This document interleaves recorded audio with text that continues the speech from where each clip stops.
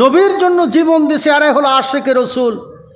আর আমরা হলাম আশিকে জিলাপি, আমরা হলাম আশিকে লাড্ডু। কি বলে ঠিক কিনা? খাওয়া সেটি, মোল্লা সেটি, টোপলা সেটি, মুক্তাদি সেটি। কতক্ষণ ঠিক কিনা? আমি যে দিকে তাকাই সেই দিকে আল্লাহ, আল্লাহ ছাড়া কিছু দেখি না।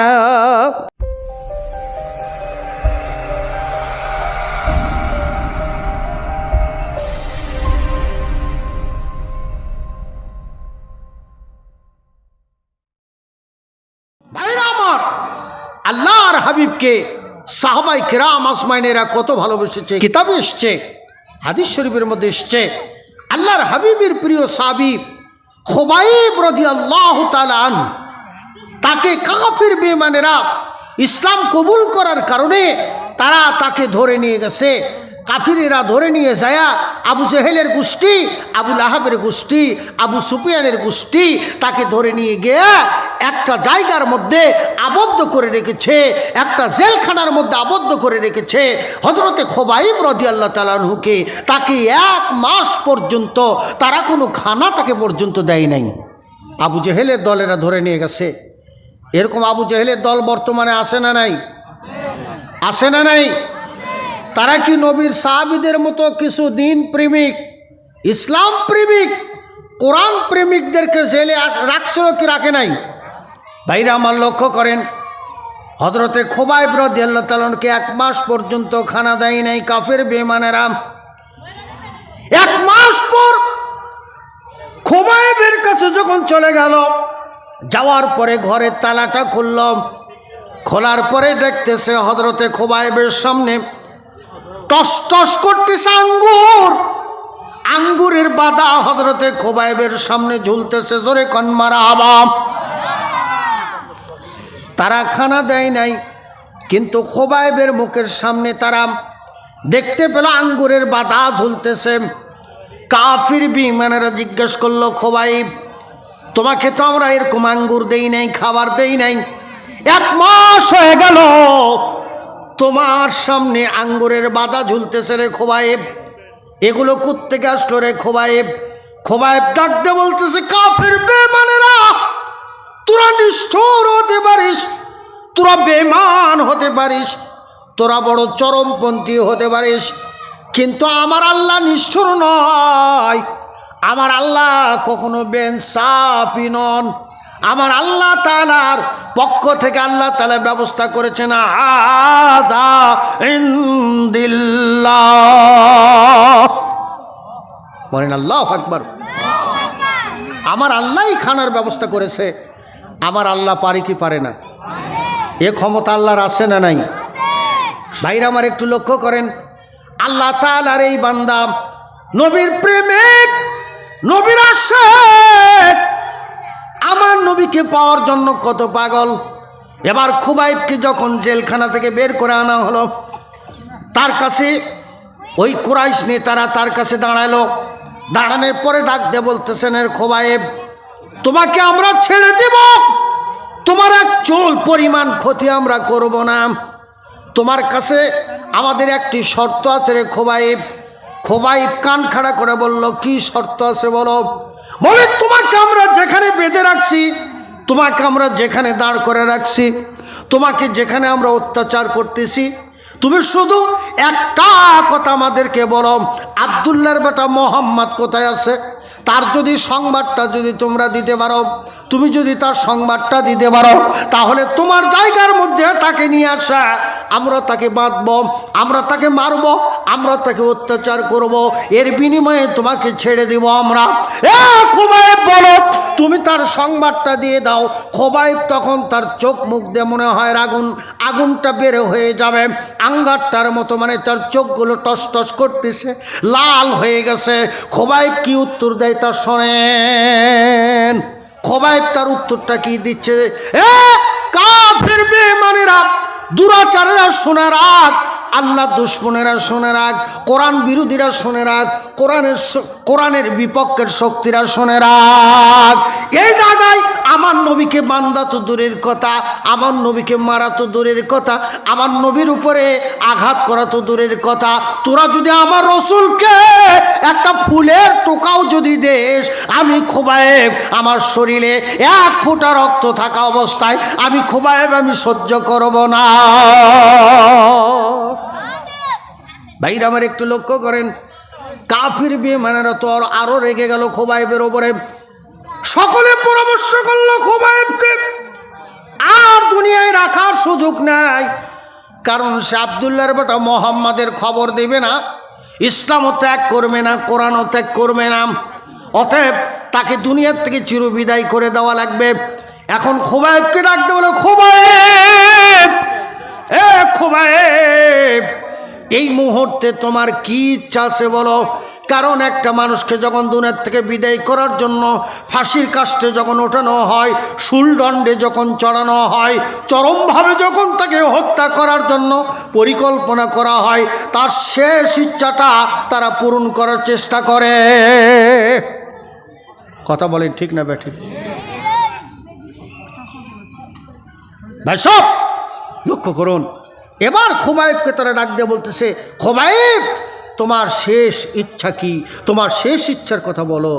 খোবায়েব রাদিয়াল্লাহু তাআলা আনহু তিনি এবার ডাক দিয়ে বলতেছে, আমার শেষ কোনো ইচ্ছা নাই, আমার বিবির সাথে দেখা করার কথা বলে নাই, ছেলের সাথে দেখা করার কথা বলে নাই, আত্মীয় স্বজনের সাথে দেখা করার জন্য কথা বলে নাই, তিনি শুধু শেষ একটা ইচ্ছার কথা তাদেরকে বলল, এ আল্লাহর দুশমনেরা, নবীর দুশমনেরা, খোদার দুশমনেরা, ইসলামের দুশমনেরা, কোরআনের দুশমনেরা শুনে রাখ, আমার একটাই ইচ্ছা, আমি শেষ মুহূর্তে আমি একটু 2 রাকাত নামাজ পড়ে আমার আল্লাহকে আমি একটু খুশি করতে চাই।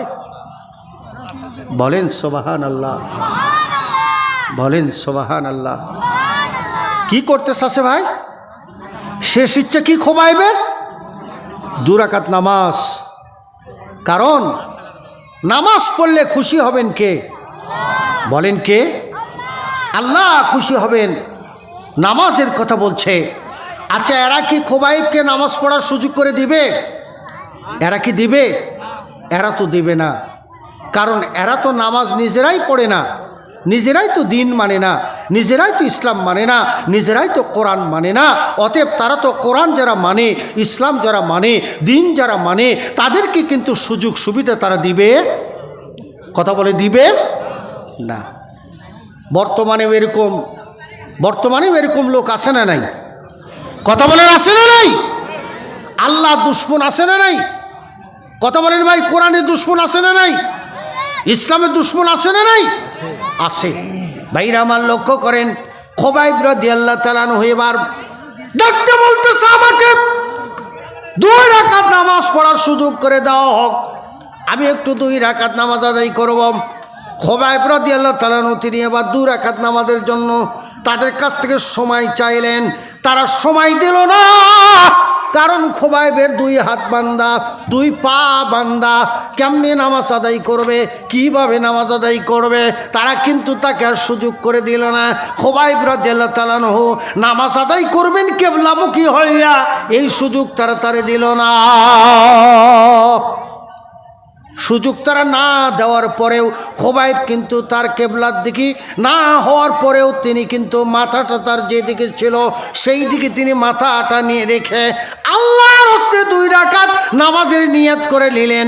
নিয়ত করে নেওয়ার পর এবার খোবায়েব রাদিয়াল্লাহু তাআলা আনহু তিনি হাত বান্ধা অবস্থায়, পা বান্ধা অবস্থায় 2 রাকাত নামাজ তিনি আদায় করতেছেন। এমন সময় কাফের বেঈমানেরা ডাকতে বলতেছেন, খোবায়েব, এ খোবায়েব, খোবায়েব রে, তুমি কোন দিকে হয়ে নামাজ পড়তেছ রে খোবায়েব? তুমি তো কেবলার দিকে তোমার মুখটা ফিরাও নাই। খোবাইব রাদিয়াল্লাহু তাআলা আনহুর মুখ থেকে উচ্চারণ হচ্ছে এইবার তিনি আবার কি তার উত্তরটা দিচ্ছেন। আল্লাহ তাআলা কোরআনে কারিমের ভিতরে তার উত্তরটা সুন্দর করে কোট করে রেখেছেন।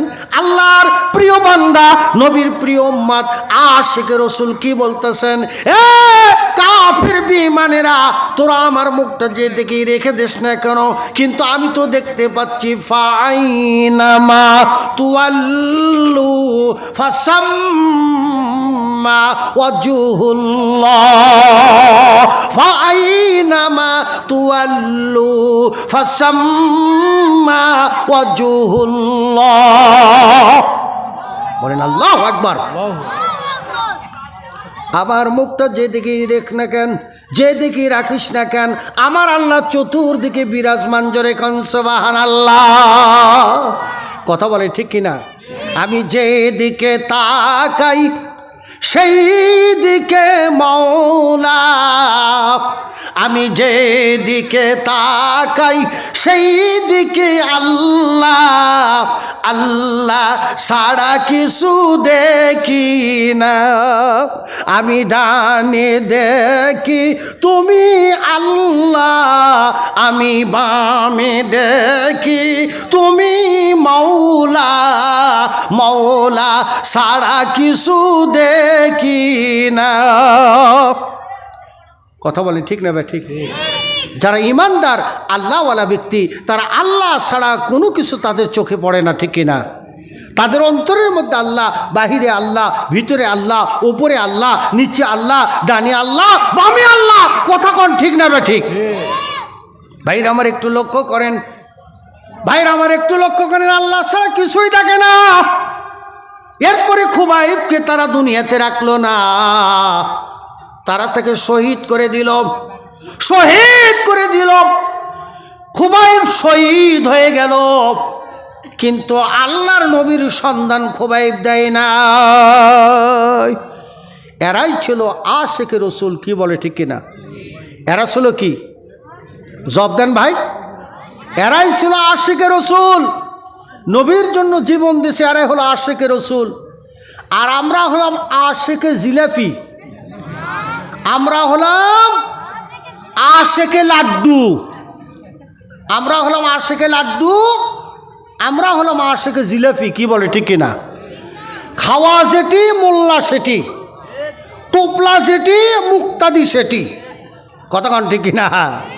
তবে আপনারা কিন্তু না, আপনারা খুবই ভালো মানুষ, নিশ্চিন্তার। আমাকে ওই এলাকার কথা করছি। আমার ভাইরা আমার লক্ষ্য করেন, কত নবীকে তারা ভালোবেসেছে, কত নবীকে মহব্বত করেছে। কি মোহাম্মদ সে ওফা তো নি হাম তেরে जहाँ की चीजू क्या लौहे कलम तेरे हैं। আল্লামা কবি ইকবাল রহমতুল্লাহ আলাইহি বলেছেন, তোমরা যদি মহব্বতের কানেকশন নবী মুস্তাফার সাথে যদি জুড়ে দিতে পারো, তাহলে আল্লাহ পাক খুশি হয়ে তোমাদেরকে আরশ, কুরসি, লৌহ, কলম আল্লাহ সব তোমাদের জন্য দান করে দিবে।